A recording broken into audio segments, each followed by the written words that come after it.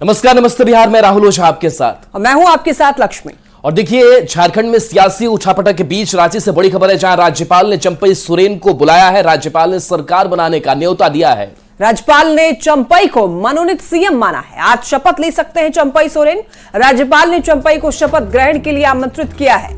मनोनीत सीएम के रूप में नियुक्त करने के लिए आमंत्रित किया गया है। बता दें कि 12 बजे आज शपथ ग्रहण हो सकता है। तो सूत्रों के हवाले से खबर सामने आ रही है, 12 बजे शपथ ग्रहण कर सकते हैं चंपई सोरेन। बिल्कुल, तो जिस तरीके से लगातार सस्पेंस बना हुआ था, राजभवन की तरफ निगाहें टिकी हुई थी, नजरें गड़ाए सत्ताधारी दल के विधायक बैठे हुए थे कि क्या आमंत्रण कब आता है, और वो आमंत्रण अब सामने आ चुका है और कहा है कि आप मनोनीत नेता है, इसलिए हम आपको आमंत्रित करते हैं। राजभवन से न्योता आ चुका है और 12 बजे का वक्त होगा। माना जा रहा है कि शपथ ग्रहण समारोह इस सरकार का। तो रांची से बड़ी खबर, राज्यपाल ने चंपई सोरेन को बुलाया। राज्यपाल ने सरकार बनाने का न्योता दिया है और इसी बात का लोगों को इंतजार था। जो भी सत्ताधारी दल के नेता जितने भी हैं, जिन्होंने भी समर्थन दिया है, वो सभी राजभवन की तरफ टकटकी लगाए हुए थे। राज्यपाल ने सरकार बनाने का न्योता दे दिया है और सूत्रों के हवाले से खबर सामने आ रही है कि आज 12 से 1 बजे तक शपथ ग्रहण कराया जा सकता है चंपई सोरेन को, और उसके बाद फिर उनको बहुमत साबित करना होगा, यानी कि इसके बाद फिर उनको फ्लोर टेस्ट देना होगा। बिल्कुल, ये तस्वीर राजभवन की दिखा रहे हैं, जहां पर 43 विधायकों के समर्थन को लेकर के चंपई सोरेन पहुंचते हैं। आमंत्रित किया जाता है राज्यपाल की तरफ से। राज्यपाल सीपी राधाकृष्णन, आलमगीर आलम भी नजर आ रहे हैं और चंपई सोरेन खुद नजर आ रहे हैं। तो 12 बजे का करीब वक्त होगा जब आज शपथ लिया जाएगा। हालांकि इस बीच कई विधायकों का मत ये भी है, कई मंत्रियों का मत ये भी है कि चेहरे जो मंत्री के तौर पर वो बदले जाए। देखना दिलचस्प होगा कि जब आज मुख्यमंत्री के तौर पर शपथ लेते हैं चंपई सोरेन, तो उनके साथ साथ और कैबिनेट में कौन से मंत्रियों का शपथ होता है। तो आपको बता दें कि आज 12 बजे शपथ ग्रहण हो सकता है। सूत्रों के हवाले से खबर सामने आ रही है, चंपई सोरेन अगले सीएम हो सकते हैं, लेकिन अभी ये पूरी तरीके से स्पष्ट नहीं है। शपथ ग्रहण के लिए चंपई सोरेन जाते हैं, इसके बाद ये तस्वीर साफ हो जाएगी कि अगला झारखंड का सीएम कौन होगा। तो पूर्व सीएम आपको बता दें कि हेमंत सोरेन, जो कि अभी 3 मामलों में आरोपित चल रहे हैं, ईडी की कस्टडी में हैं, और आज खबर ये भी सामने आ रही है कि और देखिए, इस बीच बड़ी खबर है, हेमंत सोरेन की याचिका पर आज सुनवाई होनी है। बता दें कि सुप्रीम कोर्ट में आज याचिका पर सुनवाई होनी है। ईडी की ओर से गिरफ्तारी को हेमंत सोरेन ने चुनौती दी है। 3 जज की स्पेशल बेंच में सुनवाई होगी। Justice Sanjiv Khanna, justice Sundaresh, justice Trivedi की बेंच में सुनवाई होगी। जमीन घोटाले में ईडी ने हेमंत सोरेन को गिरफ्तार किया है। सेना की जमीन के साथ फर्जीवाड़े तरीके से उस जमीन को खरीद फरोख्त का यह मामला है। और हमारे झारखंड ब्यूरो चीफ है दिवाकर तिवारी जी हमारे साथ जुड़ गए हैं। दिवाकर जी, जिस तरीके से टकटकी निगाहें टिकी हुई थी राजभवन की तरफ कि आमंत्रित करे राज्यपाल, और अब वो समय आ गया है, आज शपथ ग्रहण को लेकर के क्या जानकारी मिल पा रही है? क्या 12 बजे का वो वक्त होगा? देखिए, राजभवन से जिस बुलावे का इंतजार था, अब वो बुलावा आ गया है और चंपई सोरेन आज मुख्यमंत्री पद की शपथ लेंगे। 12वें मुख्यमंत्री के तौर पे, यानी 12वीं सरकार के वो मुख्यमंत्री होंगे चंपई सोरेन। अब तक जिन मुख्यमंत्रियों ने झारखंड के मुख्यमंत्री पद का कार्यभार संभाला है, उसमें बाबूलाल मरांडी, अर्जुन मुंडा, शिबू सोरेन, मधु कोड़ा, रघुवर दास, हेमंत सोरेन और चंपई सोरेन है। तो अब चंपई सोरेन के कंधों पर जिम्मेदारी होगी जेएमएम पार्टी को लेकर, और जेएमएम की जो सरकार होगी, जिसमें कांग्रेस, आरजेडी और सीपीआई माले का भी समर्थन है। तो ये गठबंधन की सरकार जो है, जिसके पास 11 महीनों का वक्त बचा है, जो 5वां विधानसभा है झारखंड का, उसके कार्यकाल में अब 11 महीनों का वक्त बचा है। तो आज देखने वाली बात होगी कि चंपई सोरेन शपथ ग्रहण लेते हैं, तो उसके बाद जो है मंत्रियों का कब शपथ होता है। क्या चंपई सोरेन के साथ ही जो 11 पिछली सरकार में, हेमंत सोरेन की सरकार में मंत्री थे, तो उसमें से कितने चेहरों को, कौन कौन से चेहरे होंगे, क्या कोई चेहरा बदलेगा, कोई नया विधायक जो है मंत्री पद की शपथ लेगा। तो सारी निगाहें अब राजभवन की ओर टिकी है। दोपहर 12 बजे करीब जो है शपथ ग्रहण समारोह होना है। साथ ही जो है एक जो चर्चा के केंद्र बिंदु में होगा, वो होटवार जेल और जो है ईडी कोर्ट होगा। एक बार फिर जो है ईडी कोर्ट में सबकी निगाहें टिकी होगी कि मुख्यमंत्री, जो पूर्व मुख्यमंत्री हेमंत सोरेन, उनकी जुडिशियल कस्टडी होती है या वो ईडी के कस्टडी में पूछताछ के लिए ईडी को कोर्ट द्वारा सौंपे जाते हैं। तो अब देखने वाली बात है, आज जो चर्चा के केंद्र बिंदु में दो ही जो है लोकेशन होंगे, एक ईडी कोर्ट और एक राजभवन। राजभवन में नई सरकार के गठन का स्वरूप और तस्वीर दिखेगी, वहीं दूसरी तरफ जो पूर्व मुख्यमंत्री हैं और जेएमएम के कार्यकारी अध्यक्ष हैं, बड़े नेता हैं, वो क्या जुडिशियल कस्टडी में रहेंगे या ईडी की कस्टडी में जाएंगे। जी बिल्कुल दिवाकर, देखिए और अगला सीएम जो चंपई सोरेन होने जा रहे हैं, हालांकि ये हेमंत सोरेन के परिवार से ताल्लुक नहीं रखते हैं, लेकिन चूंकि पुराने नेता हैं और वे एक विश्वसनीय नेता हैं और जिस तरीके से साल 2024 बेहद महत्वपूर्ण है झारखंड के लिए, ऐसे में एक विश्वसनीय इंसान बेहद जरूरी है सत्ता के लिए। जी बिल्कुल, चंपई सोरेन जो शिबू सोरेन के साथ ही संघर्ष के दिनों के साथी हैं और ये माना जाता है कि शिबू सोरेन परिवार यानी सोरेन परिवार है उसके सबसे भरोसेमंद साथी रहे हैं। तो अब ऐसे में हेमंत सोरेन ने बेटन उनके हाथ थमाई है। अब देखने वाली बात है कि हेमंत सोरेन के भरोसे पर कितने खरे उतरते हैं सरकार की साख, और सरकार आगे जो है कुछ ही महीनों के बाद यानी कि 11 महीनों के बाद जब चुनाव होंगे उसमें जेएमएम की साख को किस तरीके से वो बरकरार रखते हैं, क्योंकि अभी जो है जेएमएम जो पार्टी है। दिवाकर एक और अपडेट आपसे लेना चाहेंगे। जो सुप्रीम कोर्ट मामला पहुंच चुका है, ईडी ने जो कार्रवाई की और उसके खिलाफ हेमंत सोरेन का यह कहना है कि जो कार्रवाई है वो तर्कसंगत नहीं है, इसको लेकर के क्या अपडेट है इस सुनवाई को लेकर? देखिए अब काफी कॉम्प्लिकेटेड हो गया है। एक तरफ कपिल सिब्बल ने कहा था कि जो हाई कोर्ट में पिटीशन दायर है उसको विड्रॉ करते हैं और सुप्रीम कोर्ट में सुनवाई का अगला तारीख तय किया जाएगा, लेकिन कल हाई कोर्ट से भी खबर आई कि वो जो पिटीशन है वो विड्रॉ नहीं हुआ बल्कि 5 फरवरी को सुनवाई होगी। तो अब देखने वाली बात होगी कि हाई कोर्ट और सुप्रीम कोर्ट से क्या हेमंत सोरेन को राहत मिलती है जी, आगे कितनी जो है कार्रवाई आगे बढ़ती है, ये देखने वाली बात होगी। अभी फिलहाल जो है ईडी कोर्ट पर सबकी निगाहें होंगी क्योंकि महत्वपूर्ण है आज का दिन। चलिए बिल्कुल, तो कोर्ट पर भी निगाहें सबकी टिकी होगी और साथ ही साथ आज निगाहें उस शपथ ग्रहण पर भी होगी। सियासी हलचल बरकरार है। बहुत बहुत शुक्रिया इस जानकारी के लिए आपका। रांची के बिरसा मुंडा एयरपोर्ट से दोनों चार्टर्ड प्लेन उड़ान नहीं भर सका। लो विजिबिलिटी की वजह से दोनों विमान उड़ान नहीं भर सके कल। और इससे पहले गठबंधन के 39 विधायकों को हैदराबाद ले जाने के लिए दोनों चार्टर प्लेन पर बैठाया गया था, पर खराब मौसम के चलते दोनों चार्टर विमान उड़ान नहीं भर सके और इसके बाद इन सभी विधायकों को वापस रांची सर्किट हाउस ले जाया गया। तो ये बड़ी खबर आप तक पहुंचा रहे हैं, सभी विधायकों को वापस से सर्किट हाउस ले जाया गया। बहुत ज्यादा कोहरे होने की वजह से, विजिबिलिटी काफी लो होने की वजह से विमान उड़ान नहीं भर पाया और यही वजह है कि 39 विधायक वापस लौट गए। ये जो तस्वीर आप देख रहे हैं टीवी स्क्रीन पर, ये चार्टर प्लेन के अंदर की तस्वीर है जब 2 घंटे तक इंतजार करते रहे विधायक, लेकिन खराब मौसम होने की वजह से, कोहरा ज्यादा होने की वजह से, विजिबिलिटी कम होने की वजह से प्लेन उड़ान नहीं भर पाया। हाँ, खबर यह भी सामने आ रही है कि हो सकता है आज ये हैदराबाद ये लोग जा सकते हैं अगर मौसम ठीक रहा तो, क्योंकि कल तो वो नहीं जा पाए थे खराब मौसम की वजह से। मनोज भैया क्या कारण रहा कि वापस? अरे आप विजिबिलिटी देख रहे हैं, आप मौसम खराब होने के कारण बता दो कब जाएंगे आप इंतजार कीजिए, आप लोगों को बता दिया जाएगा। अम्बा जी किस बात का डर है? किस बात का डर है आप लोग? अम्बा जी क्या कारण हुआ कि? देखिए डर नहीं है और हाँ, इसीलिए हम लोग संघर्ष कर रहे हैं, इसीलिए हम लोग ये लड़ाई लड़ रहे हैं। ये एक लड़ाई के तौर पे आप लोग देख रहे हैं हमारा जो चीजें। अम्बा जी क्या कल भी कहीं जाने की तैयारी हो? देखिए हमारी हमारा जो भी कदम है वो यही कोशिश पे है कि हमारा जो ये चुनी हुई सरकार है वो जो मेजॉरिटी वाले हमारा सरकार में जितने भी लोग हैं गठबंधन के, और हम लोग मेजॉरिटी होल्ड करते हैं, तो एक संवैधानिक प्रक्रिया के तहत संविधान का सम्मान हो। आज रात कहाँ जाना था जो कैंसिल हुआ? बट कहाँ जाने के लिए उड़ान भरा जा रहा था? कल्पना सोरेन का भी नाम आया था, बट आप लोगों ने समर्थन नहीं किया, क्या कारण है? ऐसा कुछ नहीं है। क्या कारण है कि आप लोगों ने समर्थन नहीं किया? ये आपका गलत क्या मैसेज है। कल जाने को लेकर क्या है? कल कहीं जा सकते हैं?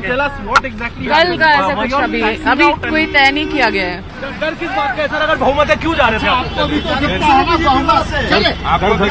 डर महामहिम को है, गृह मंत्री को है, भैया रांची के सर्किट हाउस में महागठबंधन के 43 विधायक ने परेड की। ये सभी विधायक एक साथ कैमरे के सामने आए और एक एक कर अपना नंबर बताया। और इस वीडियो में आपको बता दें कि एक वीडियो है जिसमें कि 43 विधायक मौजूद हैं और इस परेड में हेमंत सोरेन की विधायक भाभी सीता सोरेन और बागी विधायक चमरा लिंडा समेत 4 विधायक नजर नहीं आए।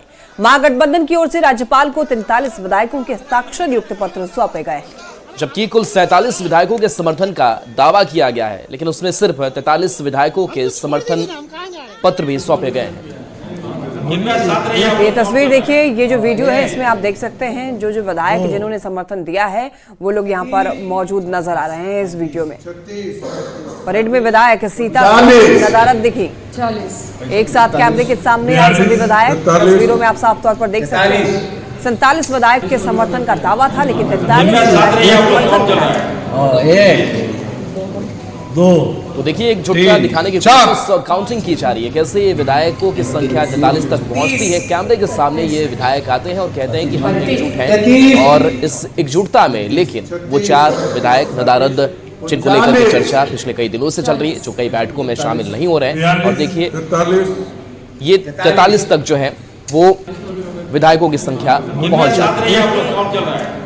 1 2 3 4 5 6 7 8 9 10 11 12 13 14 15 16 17 झारखंड के पूर्व मुख्यमंत्री हेमंत सोरेन को बिरसा मुंडा सेंट्रल जेल के अपर डिवीजन के सेल नंबर 1 में रखा गया है और इसी सेल में हेमंत सोरेन की रात कटी है। वीवीआईपी आरोपियों और कैदियों को यह सेल अलॉट किया जाता है और इस सेल में अटैच बाथरूम के साथ अर्धली का भी इंतजाम है। गाड़ी नंबर जो है व्हाइट कलर की नोवा, उसी में गए हैं। रांची से खबर, बड़ी खबर आप तक पहुंचा रहे हैं। देखिए सेंट्रल जेल में हेमंत सोरेन की रात कटी है और आपको बताते चलें कि एक दिन की न्यायिक हिरासत में हेमंत सोरेन रखे गए। इस सेल में अटैच बाथरूम के साथ अर्धली का भी इंतजाम है। बता दें आपको कि वीवीआईपी आरोपियों और कैदियों को यह सेल अलॉट किया जाता है, तो इसी सेल में हेमंत सोरेन की रात कटी है। और खबर यह भी सामने आई कि बड़ी बेचैनी वाली रात सीएम सोरेन की थी। पूरी रात करवट बदलते रहे, मुश्किलों में हेमंत सोरेन अब दिख रहे हैं। झारखंड के पूर्व मुख्यमंत्री हेमंत सोरेन को बिरसा मुंडा सेंट्रल जेल के अपर डिवीजन के सेल नंबर 1 में रखा गया है और इसी सेल में हेमंत सोरेन की रात कटी। वीवीआईपी आरोपियों और कैदियों को यह सेल अलॉट किया जाता है और इस सेल में अटैच बाथरूम के साथ अर्धली का भी इंतजाम है। राज्य के जिस बिरसा मुंडा सेंट्रल जेल में पूर्व मुख्यमंत्री हेमंत सोरेन को रखा गया है उसका पुराना इतिहास रहा है। अब तक 3 पूर्व मुख्यमंत्री इस जेल की हवा खा चुके हैं। ज्यादा जानकारी दे रहे हैं न्यूज 18 संवाददाता ओम प्रकाश। बिरसा मुंडा केंद्रीय कारा होटवार रांची, ये एक ऐसा जेल है जिसकी कहानी जो है वो काफी, कहा जाए तो इसका इतिहास भी बड़ा रहा है। इस जेल में अब तक जो है वो 3 पूर्व मुख्यमंत्री जो हैं वो आ चुके हैं।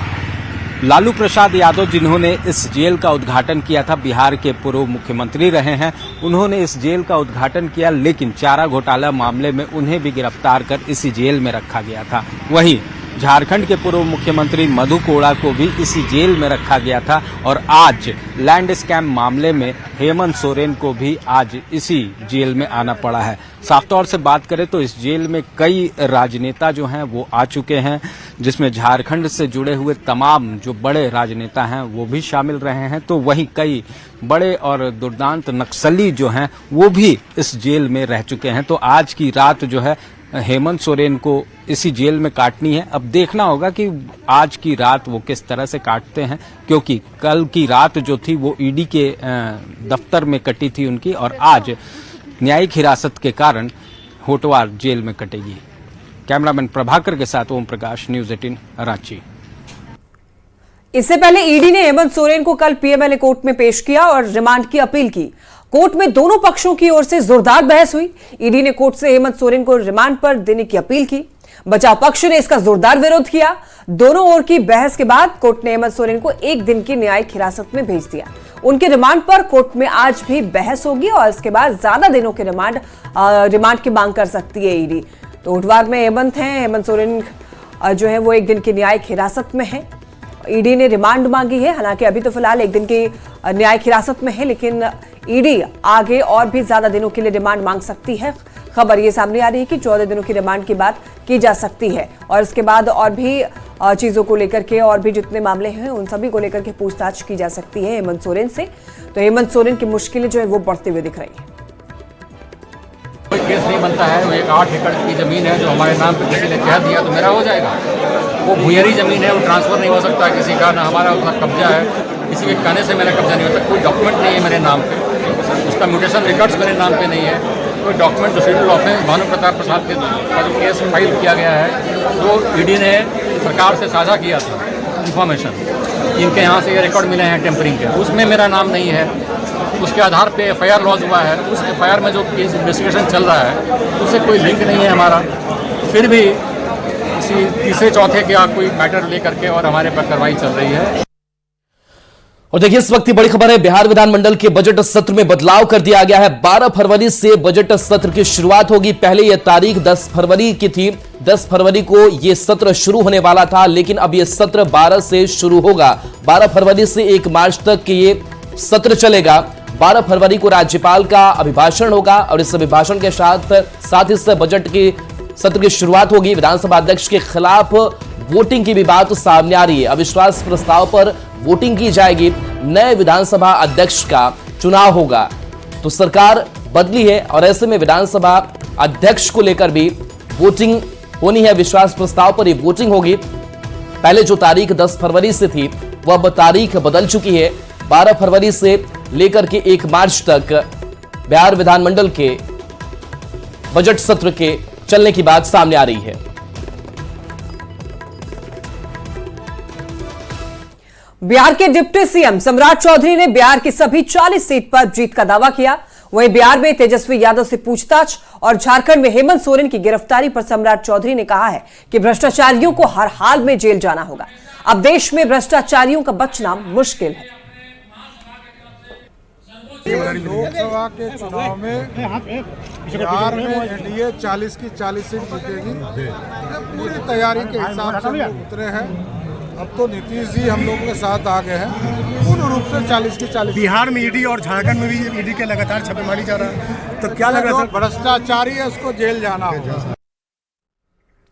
बिहार में नई सरकार के गठन के बाद अब नीतीश कुमार की कैबिनेट के विस्तार का इंतजार किया जा रहा है। इस बीच मुख्यमंत्री नीतीश कुमार के सरकारी आवास के कड़े मार्ग पर बड़ी बैठक हुई, जिसमें कैबिनेट विस्तार को लेकर चर्चा हुई। संभावना जताई जा रही है कि नीतीश कुमार जल्द ही नए मंत्रिमंडल का ऐलान कर सकते हैं। रिपोर्ट देखिए।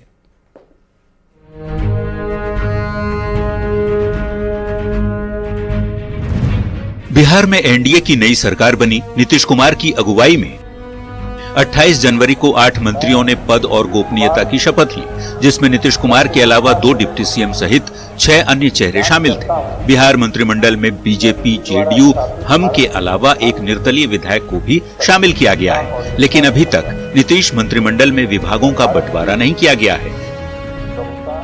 इसी को लेकर गुरुवार को मुख्यमंत्री के पटना स्थित सरकारी आवास एक अणे मार्ग में सीएम की अध्यक्षता में बड़ी बैठक हुई। दोनों डिप्टी सीएम सम्राट चौधरी और विजय सिन्हा के अलावा मंत्री विजय चौधरी भी बैठक में शामिल रहे। संभावना जताई जा रही है कि नीतीश कुमार जल्द ही नए कैबिनेट का ऐलान कर सकते हैं। दरअसल नए चेहरों को सरकार में शामिल इसलिए भी करना जरूरी है क्योंकि 10 फरवरी को नीतीश कुमार के नेतृत्व वाली एनडीए सरकार विधानसभा में बहुमत हासिल करने वाली है और इसके 2 दिन बाद यानी 12 फरवरी से बिहार विधानमंडल का बजट सत्र भी शुरू हो रहा है।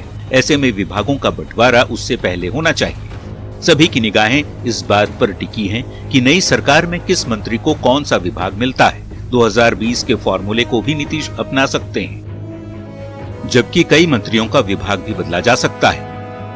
बता दें, नीतीश कुमार ने रिकॉर्ड 9वीं बार बिहार के मुख्यमंत्री पद की कुर्सी पिछले महीने 28 जनवरी को संभाली थी। इस बार भी बीजेपी ने 2020 की तरह ही पार्टी की ओर से 2 डिप्टी सीएम बनाया है, पर इस बार चेहरा बदल दिया गया है। अब सम्राट चौधरी के साथ विजय सिन्हा नीतीश के 2 डिप्टी बनाए गए हैं।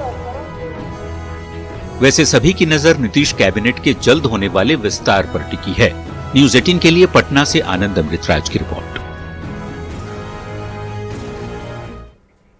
रेल मंत्री अश्विनी वैष्णव ने बिना नाम लिए लालू प्रसाद पर तंज कसा है। अश्विनी वैष्णव ने कहा कि पहले के रेल मंत्री जमीन के बदले नौकरी देते थे, लेकिन बिहार की असली सेवा मोदी जी कर रहे हैं। मोदी जी को विकास की चिंता है। असली ट्रांसफॉर्मेशन, असली सेवा मोदी जी ने की। इससे पहले जो रेल मंत्री और होते थे वो केवल अपने पर्सनल इंटरेस्ट में उनका इंटरेस्ट रहता था, होटल को अपने लोगों को दे दो या फिर काम के बदले जमीन, इस तरह की उनकी धारणाएं होती थी, इस तरह के उनके पॉलिसीज होती थी। बिहार के डेवलपमेंट की उनको कोई चिंता नहीं। केंद्र सरकार के द्वारा अंतरिम बजट पेश किए जाने के बाद बीजेपी में जश्न का माहौल है। बीजेपी के कार्यकर्ताओं ने अंतरिम बजट पेश होने के बाद पटना के बीजेपी कार्यालय में जश्न मनाया। जश्न की तस्वीर है, जहां पर देखिए कैसे जश्न जो है वो बीजेपी के कार्यकर्ता मनाते हुए नजर आ रहे हैं। अंतरिम बजट पेश किया गया, हालांकि टैक्स सेक्शन में कोई बदलाव नहीं हुआ, लेकिन नजर किसानों पर, नजर महिलाओं पर और ध्यान युवाओं पर। और देखिए गाजे बाजे के साथ इस अंतरिम बजट का स्वागत बीजेपी के कार्यकर्ता कर रहे हैं। गुरुवार को वित्त मंत्री निर्मला सीतारमण ने अंतरिम बजट पेश किया, जिसमें टैक्स स्लैब में कुछ बदलाव नहीं किया गया है, लेकिन मिडिल क्लास परिवार को पर्यटन से जोड़ने की कोशिश की गई है। ऐसे में महिलाओं का कहना है कि वो इस बजट से काफी खुश हैं। महिलाओं से बातचीत की संवाददाता विनीत मिश्रा ने। वित्त मंत्री निर्मला सीतारमण ने अपना छठा बजट पेश किया है। अंतरिम बजट कुछ महीनों के लिए पेश किया गया है। हालांकि इस बजट में टैक्स पर कोई छूट नहीं दी गई है। जो पिछला टैक्स स्लैब था वही लागू किया गया है, लेकिन मिडिल क्लास लोगों को पर्यटन से जोड़ने की कोशिश की गई है। महिलाओं के लिए ये बजट कितना खास है, कुछ महिला हमारे साथ हैं, हम इन्हीं से जानेंगे कैसा लगा ये बजट जो अभी पेश किया गया। अच्छा है, इलेक्शन को देख के नहीं दिया गया है कि इसमें बेनिफिट, इसमें जो पहले था वही अभी भी है, और पर्यटन को बढ़ावा जैसे पहले दिए थे अभी भी है। अच्छा है। ऐसा कुछ नहीं लग रहा है कि लोगों को लुभाने के लिए वोटरों नहीं, एकदम नहीं, एकदम वैसा है ही नहीं। हाँ, संतुष्ट है। मतलब वोटरों को लुभाया नहीं फिर भी? नहीं, अभी संतुष्ट है ना, उनके काम से संतुष्ट है, पब्लिक बहुत संतुष्ट है, तो जाएगा। अगला बार जो बजट आता है उसमें इनकम टैक्स जो अपर लोग का तो देखा जाता है। मिडिल क्लास के लिए भी थोड़ा सा, जो बच्चा बहुत मेहनत करके पढ़ रहा हो और थोड़ा उसका इनकम टैक्स बहुत कट जाता है, उसके लिए थोड़ा सा सोचे सीतारमण। और क्या अच्छा है, एकदम कोई ये दिखावा का बजट नहीं है, मना समतुल्य जैसा था वैसा हम लोग मना जैसा जी सकते हैं। हाँ, सीना तान के जी सकते हैं। मिडिल क्लास को पर्यटनों से जोड़ने की कोशिश की गई है। नहीं देखे हम बजट में। अच्छा लगा आपको? हाँ, अच्छा लगा। बिल्कुल। तो ये जो तमाम महिलाएं हैं अब अयोध्या जाने की तैयारी, जी अयोध्या जाने की तैयारी? ना अभी नहीं जाएंगे, कुछ थोड़ा हाल खाली हो जाए। पर्यटन से जोड़ रहे हैं तो सबसे पहले नहीं, उसके लिए नहीं, 22 से ही अरमान है, लेकिन अब दिन प्रतिदिन तो और नजदीक आ रहा है जाने का। ये जो तमाम महिलाएं हैं इस बजट से काफी संतुष्ट हैं, खुश हैं, और साफ तौर पे कहना है कि जिस तरीके से मिडिल क्लास के लोगों को पर्यटन से जोड़ने की कोशिश की जा रही है, अगर ऐसे कुछ टैक्स में छूट मिलेगी तो सबसे पहले अयोध्या जाएंगे और रामलला के वहां दर्शन करेंगे। बाकी जब मेन बजट लागू किया जाएगा तो उम्मीद यही है कि वित्त मंत्री निर्मला सीतारमण जो टैक्स है उसमें थोड़ी छूट दे, जिससे इन महिलाओं का बोझ थोड़ा हल्का हो। विनीता मिश्रा, न्यूज़ 18 पटना। और चलिए ब्रेक का वक्त हो चला है, लौटते हैं कुछ और खबरों के